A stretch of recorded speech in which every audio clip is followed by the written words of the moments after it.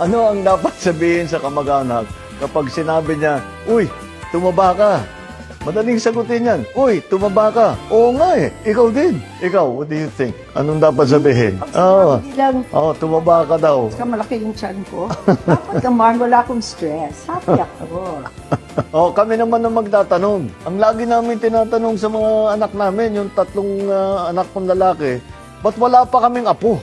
Tama yan, honey. Sana all. Yan ang Christmas wish ko. Wala kayong mabola, no?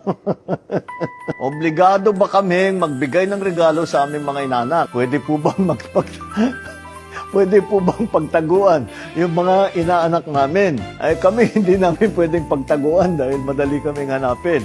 Kaya kompleto ang listahan namin doon sa aming mga inaanak at marami-rami din. Ngayon, yung iba siguro, pag hindi nyo talaga nakikita na o hindi na kayo nag-uusap, pag may app, pwede nyo na i-Gcash yung mga regalo ninyo.